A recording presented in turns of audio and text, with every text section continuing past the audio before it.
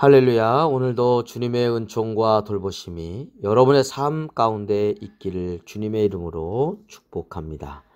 오늘 우리가 함께 보실 말씀은 베드로후서 3장 14절부터 18절 마지막 절까지 말씀이 되겠습니다.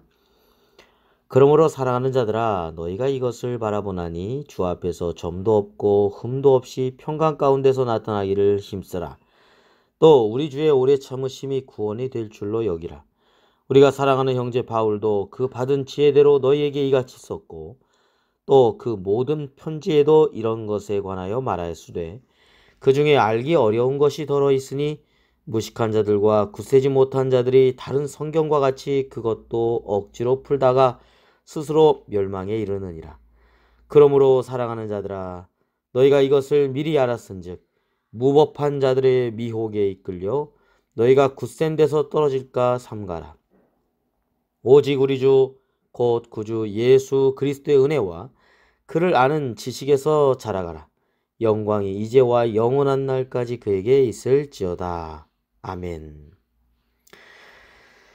사도 베드로는 사실 순교를 앞두고 있는 시점에서 이 베드로의 두 번째 편지 베드로 후서를 기록하게 되었습니다. 그때 당시에 이단 세력들, 거짓 교사들의 거짓된 가르침들이 있었기 때문에 그 미혹으로부터 성도들이 빠지지 않고 굳센 믿음 안에 서기를 원했던 것입니다. 그래서 오늘 17절 말씀에 보면 사랑하는 자들아, 너희가 이것을 미리 알았은즉 했습니다. 자, 이러한 내용들을 미리 알았으니 그 거짓 선생들의 그 가르치는 잘못된 이단의 내용들을 알았기 때문에 이 무법한 자들의 미혹에 이끌려 가지 말고 굳센 데서 떨어지지 않도록 조심해라. 이렇게 권면하고 있는 것을 보게 됩니다. 그때 당시에 이단은 초기 영지주의 사상이라고 하겠습니다. 영은 구원받는데 육신은 마음대로 살아도 된다는 것입니다. 이성 없는 짐승과 같이 그렇게 많은 더러운 죄악 가운데 빠져서 살아가는데 이들의 사상이 믿는 사람들을 갖다가 미혹시킨다는 것입니다. 그러나 그렇게 경건하지 않고 죄악 가운데 있으면 반드시 멸망한다는 것을 잊지 말라고 권면하고 있죠. 천사들, 범죄한 천사들이 결국은 지옥에 갇히게 되지 않았냐는 것입니다. 노아 시대 경건하지 않은 자들이 심판받지 않았냐는 것입니다. 소돔과 고모라 성이 멸망되지 않았냐는 것입니다. 그렇습니다. 하나님은 죄악에 대해서 심판하시는 하나님이라는 것을 분명히 가르쳐주고 있습니다. 뿐만 아니라 예수님을 제대로 알았다면, 예수님이 우리를 위해서 십자가에 달려 돌아가신 그 고난의 의미가 무엇인지 알았다면 그렇게 죄악 세상에서 살아갈 수가 없다는 것입니다.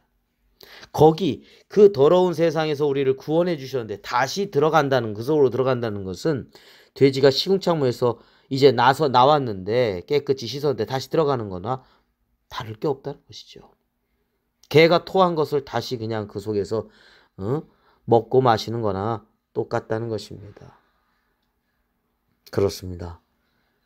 우리는 그러한 거짓된 사상 속에 그때 당시에 이제 헬라 사상들이 바탕이 되는데 그러한 사조에 있어서 영향을 받으면 안 되는 거죠. 우리 복음이 그러한 사상을 변화시켜야지, 세상을 변화시켜야지 그 세상의 잘못된 가르침이 신자들의 영향을 미쳐서는 안 된다는 것이죠. 두 번째로는 종말에 대한 예수님의 재림에 대한 잘못된 가르침이 있었다는 거죠. 세상에 무슨 종말이 있냐는 겁니다. 처음 세상 그대로인데 이렇게 얘기하고 있지만 그게 아니라는 것입니다. 사실 노아 시대에 하나님이 생각하는 것도 악하고 모든 계획하고 있는 것들이 악하니까 하나님이 다 심판하셨죠. 물로 심판하셨죠. 그 다음에 무지개 언약을 세우시고 이제 물로 심판하지 않으셨는데 하늘과 땅에 대해서 불로 심판하시는 것을 이제 남겨놓으신 겁니다. 참 안타깝죠. 소돔과 고모라 성의 사람들이 정말 죄악 가운데 있을 때 하나님이 불과 유황불로 심판하지 않았습니다. 다 죄가 되고 말았습니다. 그리고 경건한 의로운 롯을 건져주셨죠. 마찬가지입니다. 마지막 때 불로 하나님께서 다 태우는 그런 심판을 하신다라고 베드로후서 우리가 말씀을 함께 나눴습니다. 뿐만 아니라 또 예수님의 재림에 대해서도 그렇죠. 왜 더디 오시냐 이렇게 생각하는 것이 아니라 하나님께서는 한 사람도 멸망당하지 않고 회개해서 구원받기를 원하시기 때문에 오래 참고 기다리시는 거라는 겁니다. 주님의 그 인내하심이, 오래 참으심이 우리에게 구원이 되는 것이죠. 그래서 오늘 15절 말씀에도 그렇게 나와 있지 않습니까? 우리 주의 오래 참으심이 구원이 될 줄로 여기라. 그렇습니다. 예수님의 다시 오심은 확실합니다. 그런데 왜 이렇게 더디냐? 그렇게 접근하는 것이 아니라 하나님의 마음을 알아야 된다는 것이죠. 한 사람도 멸망당하지 않기 위해서 또 기다리시고 또 기다리시는 그 사랑과 긍휼의 마음에서 비롯된 것이라는 것이죠.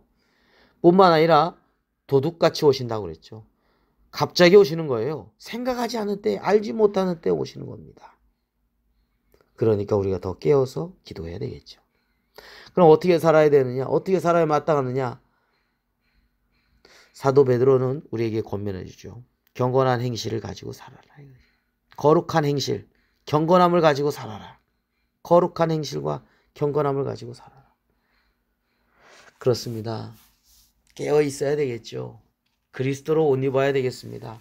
죄악의 세상 가운데 똑같이 살아가면 안 됩니다. 휩쓸려 살아가면 안 됩니다. 이제 깨어 있어서